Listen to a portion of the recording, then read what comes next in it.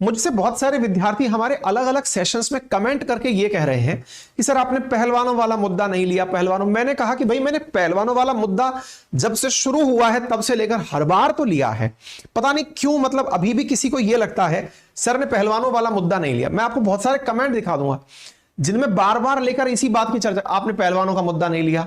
कोई भी community post उठा लो, आपने पहलवानों का मुद्दा नहीं लिया। अब मैं उनको प्रमाण दे दूं, भाई मैंने पहलवानों का मुद्दा फिर से ले लिया है, और भी दिखा देता हूं पुराने कितनी बार मैंने लिए हैं मुद्दे। दिखाओ भाई, कहां गया ये, देखो भाई 27 अप्रैल 2023 का मुद्दा ये मैंने लिया था। इससे पहले, ये 27 अप्रैल का हो गया, इससे पहले हमने अंकित इंस्पायर इंडिया पर मुद्दा लिया है। हम ऑलरेडी कई बार इसके मुद्दे, 2 बार तो मैं कवर कर चुका हूं, अब तीसरी बार कवर कर रहा हूं।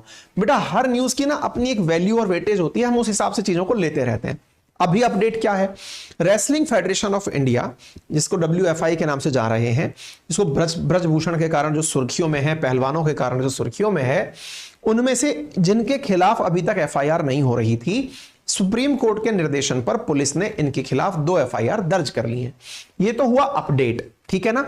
और अपडेट की अगर हम बात करें तो मैं आपको बता दूं, after supreme court prodding 2 FIRs, wrestlers say won't rest until WFI chief arrested. और अब निकलकर यह आ रहा है, जो ब्रजभूषण हैं, जो WFI के अध्यक्ष हैं, प्रेसिडेंट हैं, उनकी जब तक गिरफ्तारी नहीं हो जाती तब तक पहलवान नहीं उठेंगे, ऐसा पहलवानों का कहना है। मामला क्या है, अगर आपको डिटेल में जानना है तो कृपया करके आप एक बार के लिए इस सेशन को सुन लेना, और अगर आप नहीं सुनना चाहते हो तो मैं फिर से एक बार ब्रीफिंग आप सभी को दूंगा, दोबारा से भी दूंगा, ठीक है। फिलहाल अपडेट यह है कि दिल्ली पुलिस ने FIR फाइल करने के लिए कह दिया है। CJI चंद्रचूड़ जो हैं, उन्होंने डायरेक्ट किया है दिल्ली पुलिस को कि वो FIR एलिगेशंस जो इनके ऊपर लगे हैं, किस बात के लगे हैं। पहला लगा है सेक्सुअल हैरेसमेंट का for top human Indian wrestlers against former WFI Brijbhushan Singh, और दूसरा चाइल्ड अब्यूज का भी इनके ऊपर, पॉक्सो एक्ट के तहत भी इनके ऊपर FIR हुई है, और सुप्रीम कोर्ट के कहने पर वो केस दर्ज किया गया। असल मामले में जो इंडिया में इस विषय पर डिबेट चल रही है, वो किस बारे में चल रही है मैं वो बता दूं आपको। डिबेट इस बात पर चल रही है कि ये तो वो महिलाएं हैं या फिर ये वो पहलवान हैं जो कि पदक जीतकर भारत के लिए आई हैं, इन्हें एक व्यक्ति के खिलाफ केस करवाने के लिए धरना देना पड़ता है, साथ में सुप्रीम कोर्ट के कहने पर तब जाकर इस व्यक्ति के खिलाफ केस दर्ज होता है। अर्थात जो हम लोग कहते हैं कि देश में सुरक्षित हैं महिलाएं, जब पहलवानों को भी सेक्सुअल हैरेसमेंट का केस दर्ज कराने के लिए, जो भारत के लिए इतने रिकॉग्नाइज्ड हैं, उन्हें केस दर्ज कराने के लिए सड़क पर बैठना पड़ रहा हो, तो ऐसी स्थिति में महिलाओं की सुरक्षा की क्या बात की जाए, यह बड़ा सवाल है। मतलब इस सवाल की वजह से इस मामले में लोग जो हैं वो क्रिटिसाइज कर रहे हैं केंद्र सरकार को। केंद्र सरकार का क्रिटिसिज्म किस बात पर हो रहा है कि आपने अब तक इस पर कोई कार्रवाई क्यों नहीं की। कार्रवाई से मतलब है कि भाई इस व्यक्ति को अभी तक अरेस्ट क्यों नहीं होने दिया, इसके खिलाफ अभी तक FIR दर्ज क्यों नहीं हुई, ठीक है। ये असल मुद्दा ये है। मुद्दा, आंसर ये नहीं है कि FIR दर्ज हो गई चलो काम हो गया, नहीं, बैठना पड़ा तब जाकर दर्ज हुई, यानी कि किसी आम व्यक्ति की तो सुनवाई हो ही नहीं सकती। आज देश की लोकसभा में 1/3 सांसद ऐसे हैं, हमारी संसद में 1/3 सांसद ऐसे हैं जिनके ऊपर किसी ना किसी प्रकार की FIR दर्ज है। तो यह अपराधकरण जो हो रहा है, अगर ऐसा है तो फिर इसकी जांच कौन करेगा, और अगर माननीय जो लोग हैं उन्हीं पर केस दर्ज नहीं किया जा सकेगा तो आम जन में विश्वास कैसे आएगा कानून के प्रति, सवाल यह बड़ा बना हुआ है, ठीक है। उम्मीद है आपको असली प्रश्न जो मुद्दा है ना, जिसको लेकर के लोग व्याकुल हैं, वो ये है, ठीक है। अब आप पूछेंगे सब दर्ज हो गई क्या FIR? बिल्कुल हो गई। किन मामलों में हुई है? तो यहां पर एक नाबालिग रेसलर से यौन शोषण के मामले में ब्रजभूषण पर पॉक्सो एक्ट के तहत केस दर्ज किया गया। ये पॉक्सो क्या होता है आपको बताएंगे, मतलब इसके बारे में डिटेल्स भी बताएंगे, लेकिन फिलहाल के लिए समझ लीजिए बाल यौन शोषण से संबंधित कानून है ये, है ना। अच्छा, निर्भया के मामले में भी इसकी बहुत चर्चाएं हुई थी, आपको यदि याद हो। और दूसरी जो FIR है वो 6 अन्य महिला रेसलर्स के यौन शोषण के आरोप में दर्ज हुई है।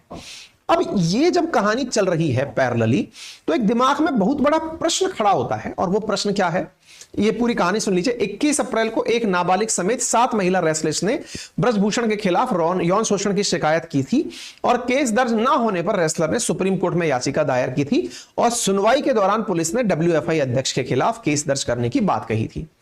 देखो, एक पक्ष तो ये हो गया, एक पक्ष क्या है, इनकी मांग थी केस दर्ज किया जाए, केस दर्ज किया जाए, पुलिस ने केस दर्ज नहीं किया, ये पुलिस की गलती है, और पुलिस की गलती अगर है तो पुलिस पर कार्रवाई होनी चाहिए, और सुप्रीम कोर्ट को इंटरफेयर करना पड़ा केस दर्ज कराने के लिए, इससे बड़ा दुर्भाग्यपूर्ण कुछ भी काम नहीं हो सकता।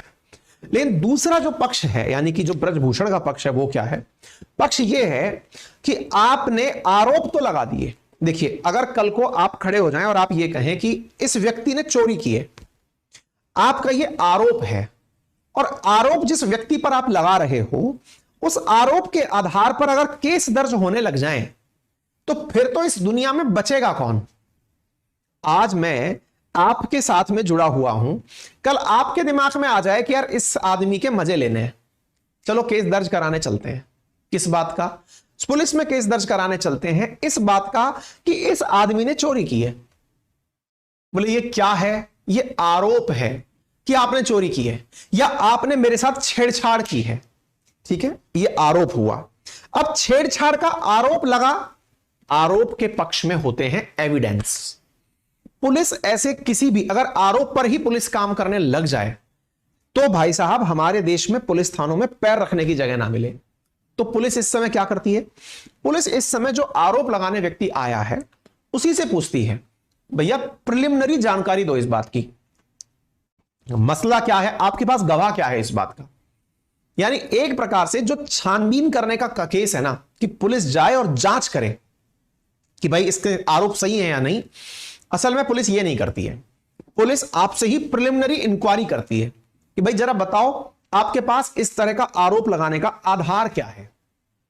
फिर आप आधार बताते हो, पुलिस उस बात की पहले जांच करती है। अगर मान लीजिए कल को अपोजिशन में या सरकार के पक्ष में और विपक्ष में इतने सारे नेता हैं, ऐसे तो एक नेता दूसरे नेता पर आरोप लगाकर कि सर इन्होंने फलाने सिंह को मरवाया था, बोले करो FIR इसके ऊपर, और मर्डर का आरोप लग रहा है, मर्डर का आरोप लग रहा है, बोले केस दर्ज करो।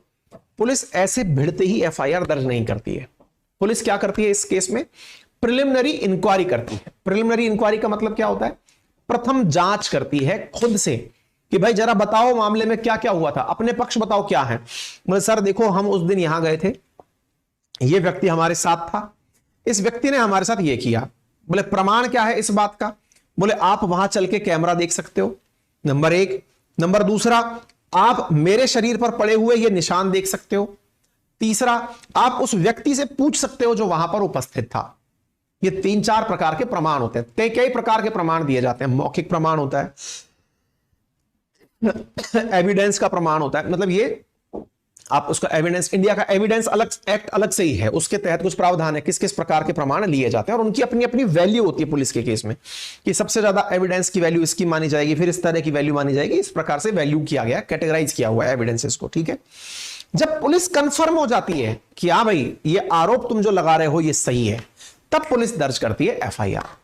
अभी तक केस में क्या हो रहा था कि दिल्ली पुलिस में जब ये 21 अप्रैल को मामला गया, आज आप 1 मई को ये जानकारी सुन रहे हैं, तो दिल्ली पुलिस इस मामले में प्रिलिमिनरी इंक्वायरी कर रही थी। प्रिलिमिनरी इंक्वायरी का मतलब कि भाई ये जांच ही कर रही थी कि ये आरोप सही है कि नहीं है। जब सुप्रीम कोर्ट ने भी पूछा कि क्या चल रहा है भाई, अब तक केस दर्ज क्यों नहीं हुआ, सामने वाला शिकायत कराने आया था, तुमने से केस क्यों नहीं दर्ज किया? बोले सर हम सबके लिए उसी तरह से चलेंगे जैसे इनके लिए चल रहे हैं, हम जगह पहले प्रिलिमिनरी इंक्वायरी करेंगे फिर उस केस को दर्ज करेंगे। अच्छा, इस मामले में सुप्रीम कोर्ट ने खुद से इंटरफेयर करके क्या कह दिया है, नहीं नहीं नहीं, पहले केस दर्ज करो।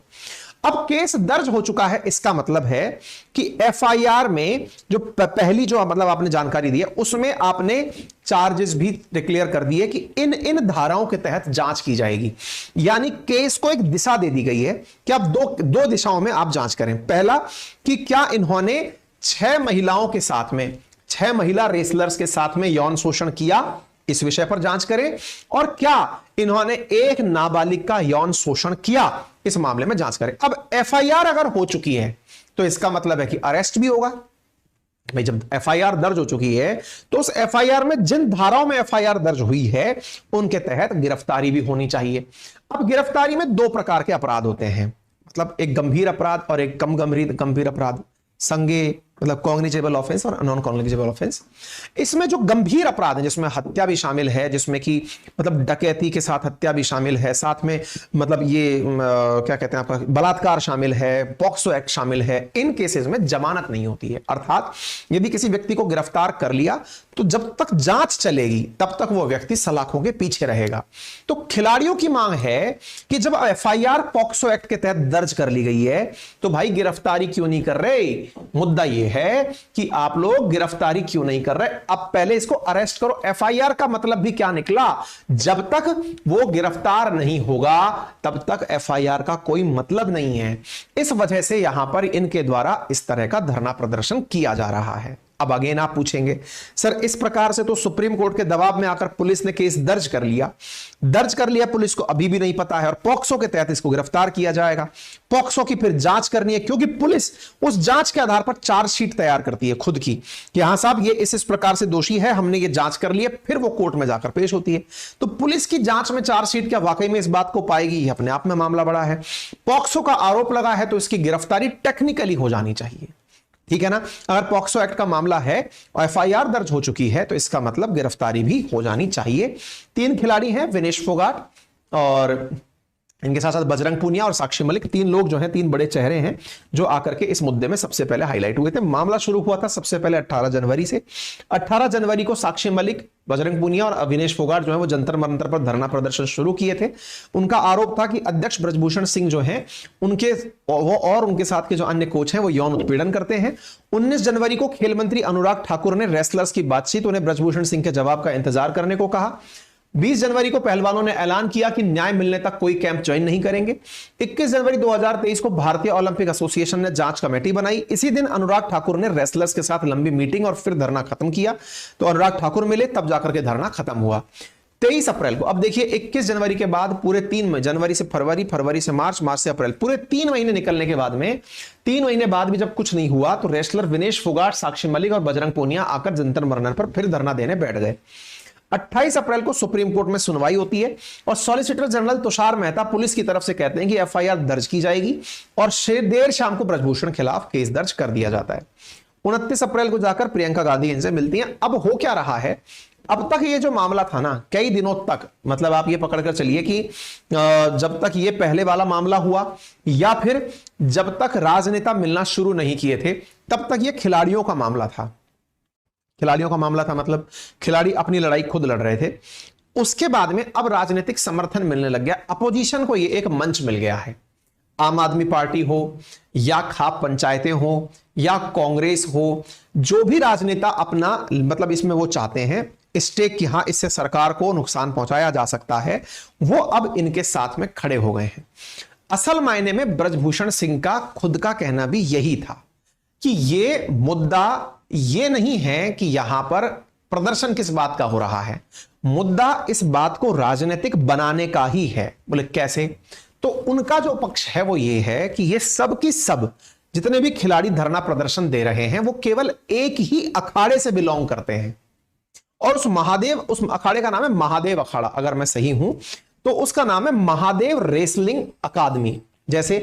जैसे बहुत सारी एकेडमी से लोग खेलते हैं तो अखाड़े जो हैं तो उनमें से जो लड़कियां इस आरोप को लगा रही हैं वो महादेव रेसलिंग अखाड़े से हैं और इसका संबंध जो है वो एक सांसद हैं हरियाणा के जिनका नाम है दीपेंद्र हुड्डा, बोले उनके साथ है।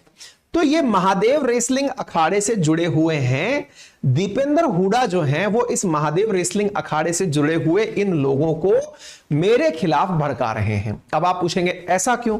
देखिए रिसेंट डेज में आप लोगों ने एक चीज नोटिस की होगी और वो क्या है, भारत ने चाहे कॉमनवेल्थ हो, चाहे ओलंपिक्स हो, चाहे एशियाड गेम्स हो, उनमें पहलवानी में जबरदस्त प्रदर्शन किया है। फिल्में भी बनी है, दंगल जैसी फिल्म बनकर अपने देश में आई है। पहलवानी हमारे देश में फिर से बूम पकड़ने लगी है। यानी अगर हम मैच की बात करें तो क्रिकेट के बाद में मतलब ये क्रिकेट के कई प्रारूप जो हैं इंडिया में जो आ रहे हैं, ये बीच बीच में कबड्डी भी निकल कर आई, लेकिन इंडिया में अचानक जिस गेम ने काफी ज्यादा मेडल्स बटोरे हैं वो है रेसलिंग। अब जब रेसलिंग आई है तो रेसलिंग में लोगों का रुझान भी आया है और रुझान के साथ साथ सरकारी इन्वेस्टमेंट भी आया है। इन्वेस्टमेंट आया है तो इन्वेस्टमेंट के बाद ये बिल्कुल जैसे बीसीसीआई एक इतना करोड़ों का एक बहुत बड़ा एसोसिएशन है, ऐसे ही अब WFI wrestlers federation of India भी एक बहुत क्रीम पोजीशन बनती जा रही है। इस क्रीम पोजीशन पर कौन बैठे, असल में अब उसके चुनाव का भी मुद्दा पैरेलली चलने लगा है। ब्रजभूषण सिंह जो हैं ये WFI के अध्यक्ष हैं, सांसद होने के साथ साथ उसके अध्यक्ष भी हैं। अब जब वो अध्यक्ष हैं तो अध्यक्ष पद के लिए चुनाव होने वाले हैं, चुनाव होने वाले हैं। ब्रजभूषण सिंह लंबे समय से उसके अध्यक्ष बने हुए हैं, मतलब सीट मलाईदार है और मलाईदार पर ब्रजभूषण सिंह बैठे हुए हैं लंबे समय से। खिलाड़ी जो खेलते हैं वो महादेव रेसलिंग अकादमी के हैं, जो कि हरियाणा के हैं। हरियाणा के सांसद दीपेंद्र हुड्डा हैं। कहने का मतलब कुछ इस प्रकार से हो रहा है, हरियाणा के लोग खेल रहे हैं, हरियाणा के लोग जीत रहे हैं, कमा के कहीं कोई और ले जा रहा है। कुल मिलाकर बात है, अब कोई सीधा तो ये नहीं कह सकता देखो भ्रष्टाचार किया इसने। अब भाई जिसको इतने पद पर बैठना है, मतलब चीजों में जो की पोजीशंस आती हैं वो किसी ना किसी प्रकार से, मतलब अलग अलग प्रकार से, जैसे हमारे राजस्थान के अंदर राजस्थान क्रिकेट जो वो है RCA है, उसमें वैभव गहलोत जी जो गहलोत जी के बेटे हैं वो की पोजीशन पर बैठे हुए हैं। ऐसे ही BCCI के अंदर अमित शाह जी के बेटे जो हैं जय शाह जी, वो की पोजीशन पर बैठे हुए हैं। पैसा बहुत है ना खेलों में भाई। WFI के अंदर ब्रजभूषण सिंह की पोजीशन पर बैठे हुए हैं। तो ऐसी स्थिति में अब पोजीशन का वॉर चल रहा है। ये ब्रजभूषण का कहना है कि भाई कुल मिलाकर मुद्दा यह है कि इसको राजनीतिकरण करो, मुझे इस चीज से बाहर निकालो, मुद्दा हरेसमेंट का नहीं है, मुझे डिस्क्वालीफाई करने का है। ठीक है, फिलहाल के लिए चुनाव तो टाल दिए गए हैं, लेकिन अगर मामला राजनीति का भी है, लेकिन आरोप अगर सत्य हैं तो उनकी जांच होनी चाहिए। और जब जांच होनी चाहिए तो ऐसी स्थिति के अंदर पुलिस का जो काम है वो यहां से आगे बहुत महत्वपूर्ण होगा। बात करें अगर गिरफ्तारी की, तो ब्रजभूषण सिंह के खिलाफ चूंकि पॉक्सो एक्ट और सेक्सुअल हैरेसमेंट के केस दर्ज हुए हैं, तो ऐसी स्थिति में तो गिरफ्तारी तय है। और गिरफ्तारी कब होती है अब ये पुलिस के ऊपर है। पॉक्सो एक्ट के तहत ये व्यवस्था की गई है और केस दर्ज करने के लिए सुप्रीम कोर्ट ने पहले ही कह रखा है कि जैसे ही पॉक्सो एक्ट का मामला दर्ज हो तुरंत व्यक्ति को गिरफ्तार कर लिया जाना चाहिए। ये बहुत बड़ी बात है। क्यों गिरफ्तार करना चाहिए, उसके पीछे 4 बड़े कारण है। अपराध संगीन होगा, अपराधी समाज के लिए खतरा हो सकता है, सबूतों को गवाहों को मिटा सकता है, धमका सकता है, अपराधी भी भाग सकते हैं, इस वजह से ये काम किए जाते हैं। ठीक है, ब्रजभूषण सिंह के खिलाफ महिला की लज्जा भंग करने का आरोप लगा है, जिसकी वजह से IPC की इन धाराओं के तहत केस दर्ज किया गया। ये आपके सामने सारी जानकारियां मैंने दे दी हैं, तो उम्मीद है आपको सारी बातें समझ में। बात करें पॉक्सो की, तो पॉक्सो एक्ट है the protection of children from sexual offence act, जिसके कारण ये चीज बनकर आई है। ठीक है ना, उम्मीद है आप सभी साथियों को ये बात समझ में आ गई होगी। पॉक्सो के बारे में सवाल पहले भी पूछे जा चुके हैं। बाकी आप अपनी तरफ से पूरी तरह से जो आपकी राय है वो कमेंट बॉक्स में बता सकते हैं। पॉक्सो वगैरह के बारे में ढंग से पढ़ लेना, ये क्वेश्चन पेपर के अंदर पूछे जाने वाली चीज है। क्लियर। कंटेंट बनाने के लिए एक बेहतरीन टीम का आयोजन, मतलब हायर करने का कल आयोजन किया था। बड़ी मात्रा में हमारे साथियों ने यहाँ पर आकर पार्टिसिपेट किया। इसमें से बड़ी मात्रा में हमने अपनी टीम के लिए लोग सेलेक्ट भी किए हैं। जल्दी ही ये काम करेंगे और आपके पास पहुंचेंगे। जैसे मैंने आपको बताया, ई बुक हमारी आ चुकी है, नए बैचेस आएंगे। नया बैच सारथी के नाम से नया बैच आ रहा है। नया बैच आएगा, जब आएगा तभी आपको उसमें एडमिशंस दिए जाएंगे। फिलहाल के लिए एडमिशन क्लोज है। तब तक आप हमारे एप्लीकेशन पर जाइए, आराम से ई बुक वगैरह एक्सप्लोर करिए। डेमो क्लासेस आप देख सकते हैं। गूगल प्ले स्टोर पर हमारा अपनी पाठशाला एप्लीकेशन उपलब्ध है। Go and get the subscription right now. Thank you so much.